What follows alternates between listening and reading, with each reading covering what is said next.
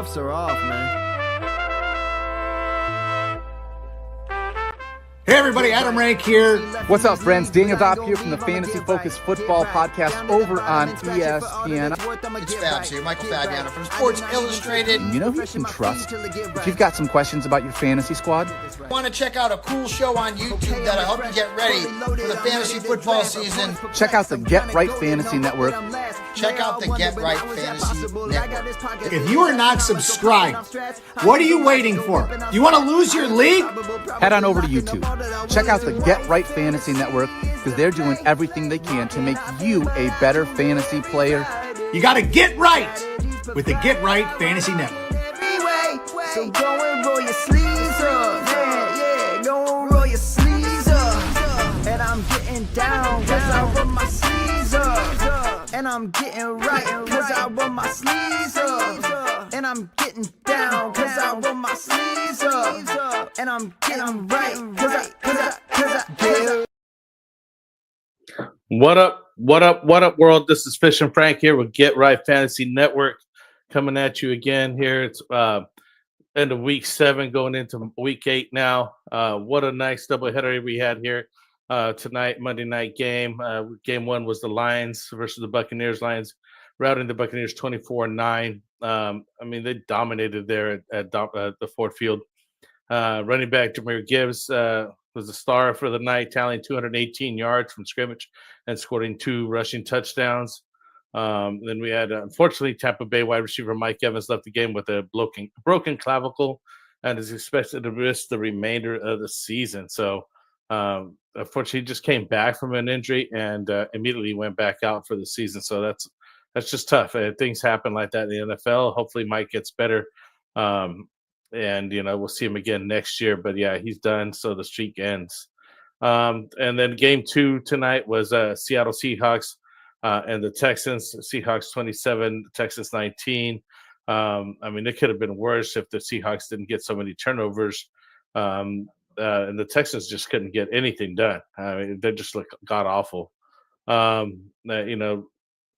Charbonnet did score 2 touchdowns to seal the deal here, but the Texans defense is what was keeping it close. If it wasn't for them, it would have been just a terrible route there. Let's take a look at what we got going on tonight here. Welcome in here. Anybody that's coming in the chat, let me know if you got some questions here. So we're going to go over the top waiver wire ads here in a bit, but first going to talk about week 7, react to just news and injury, and then do the injury recap. Then we're going to look at your top waiver wire ads by position, 65% roster or less, and then do some live Q&A here if we have a little bit of time. It is late, much later than usual because, again, that doubleheader Monday night game, it just ended here a little bit ago. So I'm probably going to keep it short tonight. I'm a little tired, but, we'll get as much as we can done here. Just giving you a show rundown here of what we have here for you guys here at Get Right Fantasy Network on a weekly basis. We'll do Tuesday nights, the Phil with the extra point, and Ruskin and Joseph over there. So Wednesdays nights, we got the roster management buy, sell, trade show, but I'm not going to do this Wednesday. Fortunately, we'd be tied up. So we're going to see you guys back next week. Friday, we got the sit start Q&A. And then Sundays, we got the active inactive with Mike in the mornings there. Come check us out. We got plenty of streams here for you and putting out plenty of content for you guys on the weekly basis here. As always, we have super chats. So if you guys are so inclined to help this channel here, and we do would have greatly appreciated because we don't really get paid much, if anything at all, just to do what we do here. So we spend extra time on your questions. So let's take a look at what you guys have, and just kind of like look into what your questions are and dove into them a little bit more. Now we got just going in here into week 7. Here at the end of week 7, we had the Broncos complete a remarkable comeback. I want to see the Denver scored 33 fourth quarter points to win 33-32 against the New York Giants. Bo Nix ran a game-winning touchdown with less than 40 seconds left.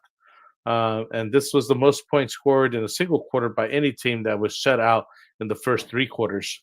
So the Broncos scored the 4 fourth quarter touchdowns to erase the significant deficit. So yeah, it was a nice comeback win there for the Broncos. Too bad for the Giants. It was just I can't believe they weren't able to hold on to that and keep the win. Um, we also had Rams handle the Jaguars in London. Cowboys, just dominated over the Washington, which um, uh, I can't think of his name right now. I have him in the injury notes. The quarterback went down over there with the hamstring over there. So yeah, and then we also have some news here with the Rams here in London. Matthew Stafford threw three touchdowns to wide receiver Davante Adams there. So they just cruised into a victory, 35-7 over the Jaguars there in London. So yeah, just kind of some things that highlights that happened during the week here. As we come here into week 8, we got Arizona Cardinals, Detroit Lions, Jacksonville Jaguars, Las Vegas Raiders, Los Angeles Rams, and Seattle Seahawks on a bye. So I know a lot of guys going to be having to look at this waiver wire this week just to pick up some players, just because you got to replace somebody that's on a bye. This week 8 Thursday night matchup will be the Minnesota Vikings with the Los Angeles Chargers. So that's going to be a decent game there. Should be exciting. Minnesota Vikings are 3-3.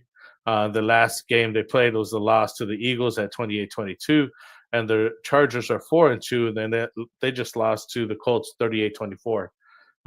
So here's some, going into the injuries here. Let me know who's out here, man. I see you guys are watching. Any comments? Say what's up, man. Let me know what's going on tonight. What do you guys think of these games tonight? Do you guys enjoy these doubleheader Monday nights? I'm not a fan of them. I understand this is probably the last Monday night that they will do a doubleheader like this, so hopefully that's the end of that, and we could move on to just a regular scheduled program here. I like the single Monday night that I can pay attention to, and obviously it's a little earlier. Can imagine being in the East Coast and having these games go this late into the night. You wouldn't be able to get to work the next day. So yeah, here we go into the injuries here this week. Unfortunately, a lot of them what happened here. Jaden Daniels, that's who I was thinking about here with the Commanders. Hamstring is likely out. So we keep an eye on his injury status going into the next week, but I'm pretty sure he's going to miss at least 1 week with that.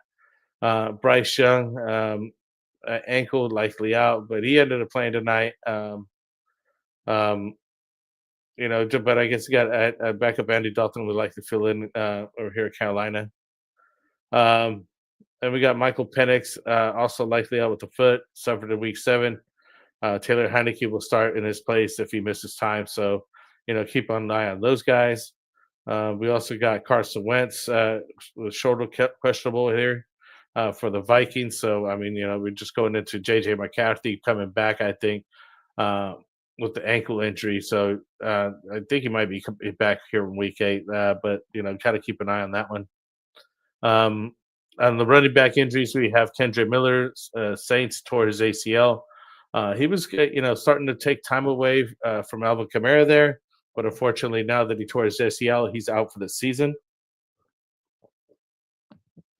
So you might want to even pick up Devin Neal or he might see some more touches there, just as the backup to Kendre Miller, obviously to just spell Alvin Kamara at this point. So he's locked in there. Saquon Barkley, he was looked at for concussion, but he did clear the concussion protocol, so he went back into the game. Bucky Irving, ankle, he's out dealing with the ankle injury, and then Tyler Goodson there, he's also out with the groin injury, which gives potential bump to Jason Taylor's value and potentially John J. Swift because they're playing against them.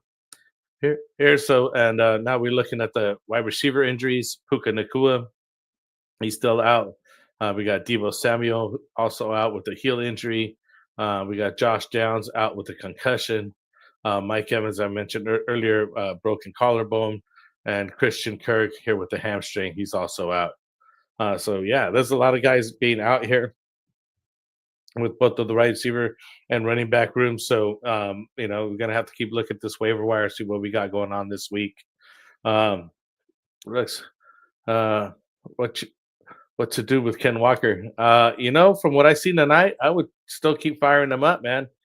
He was hitting the hole hard and fast. You know, I would hold on to him and keep firing him up. I'm not sure if I was a sell high type candidate or anything like that. He looked pretty good tonight. Tight end Darren Waller.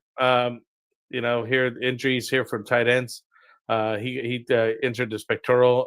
He exited the game, and he's going to get basically more updates during the week. Cole Kmet got a back injury. He exited the game also. David Njoku, he's been out with the knee injury, and Bach Bowers is out with the knee injury as well. So you got to look at the backups in those situations. I think we already mentioned Michael Meyer on that one. So we got to undergo proto read here, you know, just to give you guys a heads up.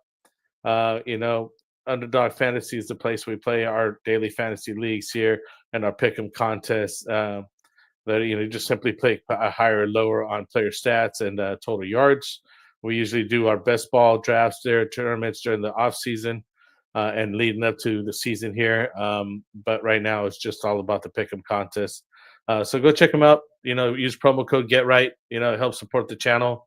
And they currently have, I think, Boost Over for this month where they're just having different players get, you know, promos on every day of the month here in October. So, you know, check out their website. They're going to have a different promo going for you. Right now, they got a current promo of play 50, play 5, get 50, but it's actually play 5, get a 100. I just have to get the updated ad for that. So, yeah. You know, again, use promo code GetRight. Go check Underdog Fantasy, both on .com or the app there. So yeah, let's get into the waiver wire here, guys. Who you guys looking to get? What's your guys' most needed position this week? You know, being with all these bye weeks happening here this week. Let's go ahead and start with the week 8 quarterback waiver wires. We got Jackson Dart coming in here with the New York Giants, only 41% owned. Versus Denver, he went 18-31, 203 passes, 3 touchdowns, 1 interception. He also went 8 rush attempts for 57 yards and a touchdown, rushing touchdown there. So he's getting a lot of his work on his feet there with Jackson Dart. And yeah, so we want to take a look at him here this coming bye week. We also got old man Joe Flacco over here, Cincinnati Bengals, only 10% owned. He just got moved over there from the Browns, but this is his first complete game versus Pittsburgh. Tough defense there. Went 22 of 34, 342 passing yards, and 3 passing touchdowns. The dude was on fire. Oh, man, put some work in. So you want to take a look at him. We also got Sam Darnold here. You know, I got to look at the stats for tonight's game, but the last game he completed 16-27 for 297 yards and 2 touchdowns. I mean, he's just putting up some decent numbers these last few weeks, and you definitely want to keep an eye on him going forward. Let me see if I could pull up this week's stats for him. Give me a second here, people. As this game just ended tonight. No, it still hasn't been updated on that. The sites just haven't put up the new stats. Obviously, the game just ended tonight, so. Oh, here we go. We got 9-15 for 60 yards, 60 percentage, 134 yards, and 1 touchdown tonight against Houston. We got the numbers in, and he's looking, fortunately, a bye week here in week 8. So you won't be able to hold him out to this week, but he does have Washington in week 9. And he's been putting up some good, decent numbers. We also got Michael Penix Jr., Falcons, 24% owned. He went 19-33 for 234 yards and 1 touchdown, 1 INT versus the 49ers. Fortunately, they did run up against tough defense, but the Falcons had been doing pretty well. But you can take a look at him. And lastly, we got Aaron Rodgers, Pittsburgh Steelers, 28% owned. He completed 21 of 30 pass attempts with 235 yards and 2 touchdowns. So again, you know, with all these bye weeks, you know, you got to look at these guys to see who you're going to be needing to fill in. Both of these guys are widely available in most leagues. So take a look at who you need to fill in here. You got running backs in week 8 here. Devin Neal again, because of aforementioned Kendre Miller going down. So New Orleans Saints, he's only 4% owned, so he's definitely available. You're just looking to handcuff him here, maybe in case something happens to Kamara. I don't think we're going to see too many numbers, or at least get some of the timeshare that Kendre Miller was gaining. But I think it'll go back more to Kamara for the time being until we see something from this guy. The real pickup here this week is Kyle Malungai, Chicago Bears, 6% owned with 13 of 81 rushing yards, 1 touchdown, and 2 receptions for 13 yards there. And he's been like kind of in and out of this waiver wire this year. We're still waiting for him to solidify position over there. But DeAndre Swift is putting some decent numbers, so it's making him hard for him to take the too much work away from him. But I think they're going more into a timeshare now, where he's Kyle Malungai will get more looks during these games. We also Brashad Smith here with Kansas City Chiefs, only 6% owned. Went 14 rushing attempts, 39 yards for 5 receptions and 42 receiving yards. So I don't know if he's going to get too much work over there with Isaiah Pacheco and Kareem Hunt. But he did put up some decent numbers. Maybe more of a handcuff look for him. We had mentioned Blake Corum. He had a decent day, 12 rushes, 37 yards, 1 receiving, and 6 yards. So not, just a decent day, not much there. And unfortunately, just going to be a backup here once Mari Hampton comes back. So, kind of keep it see. But again, you guys might have some time for them. So we got Timbo Slice coming in, Tez or Godwin. What do you think? I think it's Tez at this point. I mean, I want to say Godwin, but I haven't seen too much of him this season at all. And his injuries and things like that, I'm not sure if I would trust him. I think I would, go Tez. You've seen him get really involved in this game tonight. I think that'll, work forward for him. So, but Godwin is the statesman. But we got to take a look at what his injury is going to be status is, because he's just coming back himself. So we got Robert coming in as a Taysom Hill would be a runner for the Saints. Very good point, Robert. Thank you. Remind me of our Swiss Army knife that they have over there, the Saints, and Taysom Hill, who could pass the ball, be a tight end, be a rusher, basically a jack of all trades. And so, it's a good option to have Taysom Hill there. Good look at for him coming up this week. You could get some rushing, get into the rushing room there. Let's see, wide receivers, waiver wire targets here that we got going on. We got Alex Pierce at Indianapolis Colts, only 3% owned. Not too great because he's coming up on the bye in week 8. But Pierce has led the Colts receiving this week with 5 receptions, 98 yards, and this was the 6th consecutive game for that team that he's had that many receiving yards, and as the X receiver gained 48 receiving yards. So it's the 6th consecutive game with a minimum of 48 receiving yards in that position. A guy that we have on the cover here is Xavier Leggett, Carolina Panthers, only 6% owned. Versus the New York Jets, he went 9 for 92 in the touchdown. Basically had his breakout performance here in week 7. Good, strong waiver wire candidate with Bryce Young's injury potential, forcing him more targets to him. We also had Darnell Mooney, who's doing really well, but the Falcons here went against the 49ers, 4 receptions, 68 yards. He's been coming back and is into his own. They're going to be going against the vulnerable Dolphins defense. So check him out in week 8. Also Kendrick Bourne here. 49ers, he's got 51% owned. He really jumped up last week because just due to all the injuries that are over there with the 49ers receivers. He's just seen increased opportunities and workload there. So, keep an eye on him. And lastly, we got Kayshon Boutte with New England Patriots, 25% owned. Caught 2 of 2 targets for 55 yards and a touchdown. But to put together 2 consecutive strong games on the road, logging 3 touchdowns on 7 receptions for the Patriots, and they will take on the Browns in week 8. So, pretty tough matchup there. Let's see if we got any other things going on. Jason Fry, he's the cheat code. I like that. Joe Fry, should I trade Judkins and Tay for Chase Brown, and Jay Jettis? My running backs will Jamal Williams, Gibbs, Brown, and receivers Rice and Jettas. Yeah,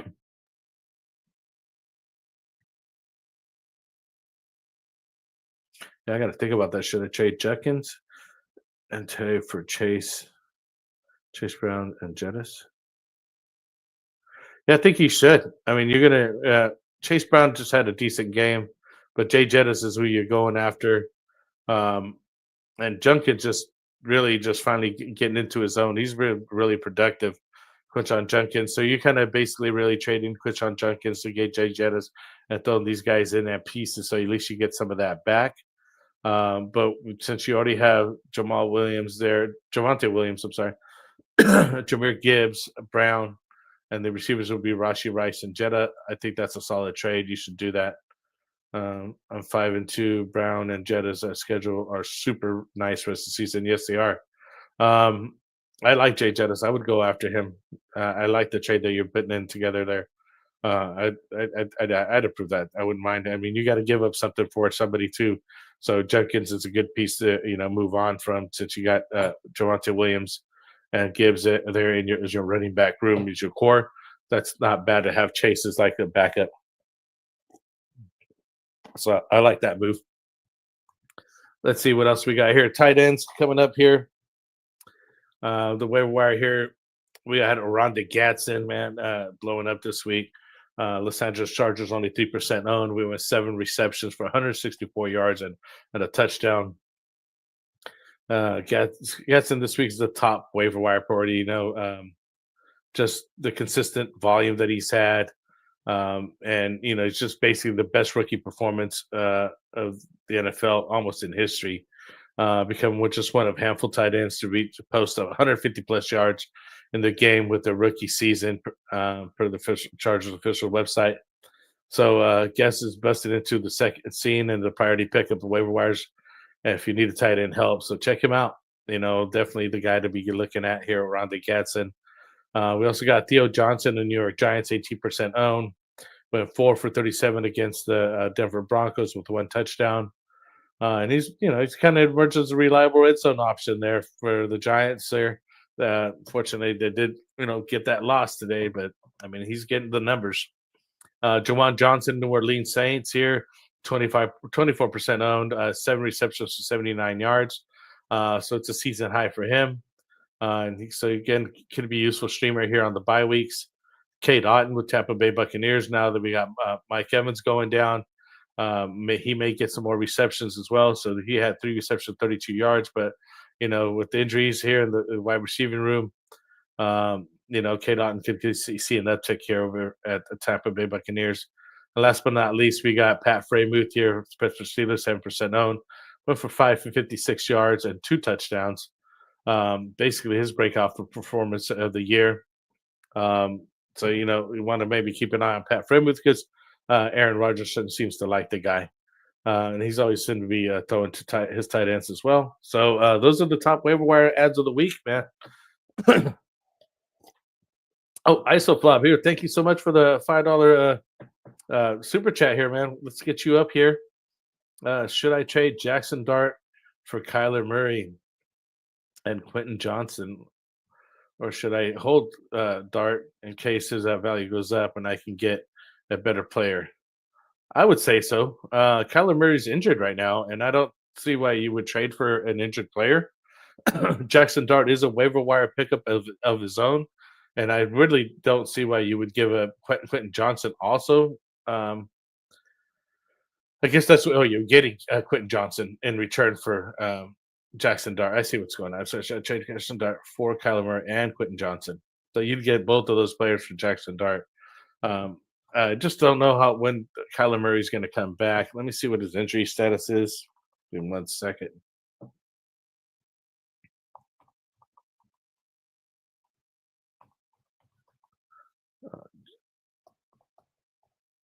Sorry, using the wrong keyboard here.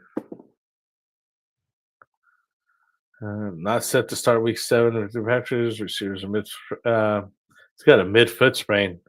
He set this second week in a row. Yeah, I mean, really just trading for Quinton Johnson there.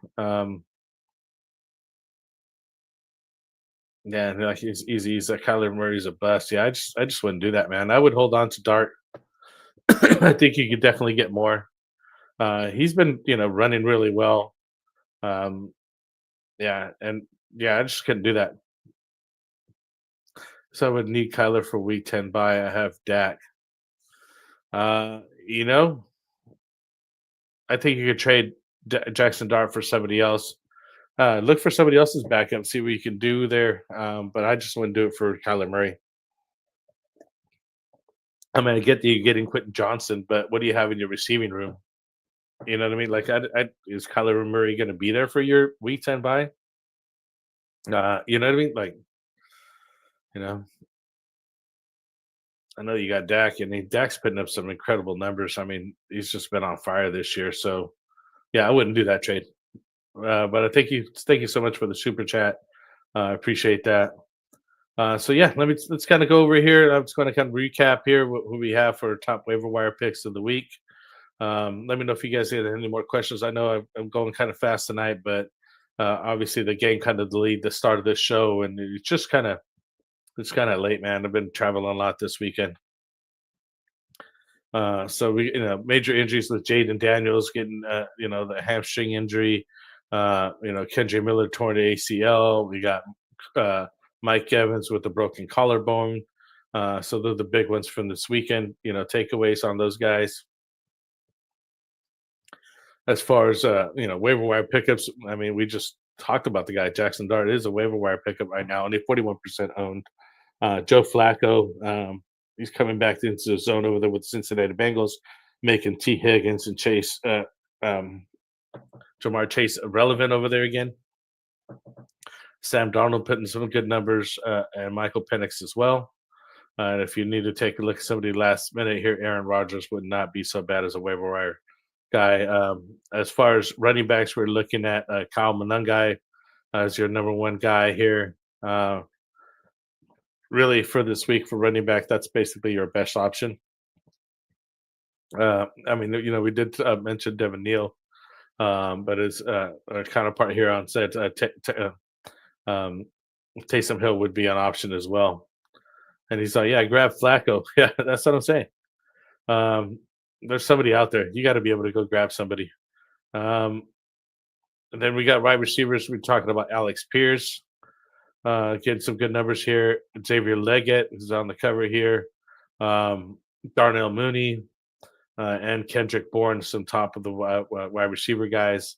For tight ends, we got Oronde Gadsden as the top guy, as well as Kate Otten getting some uptick, and Pratt Freiermuth getting a blowout game there. So, yeah, those are the top guys here for this week. Not to cut it short, man, but it is a long night, and this game just came in late. It's already 11 o'clock where I'm at. Appreciate y'all being here, man. Thank you so much for joining me. I got to get it short in here.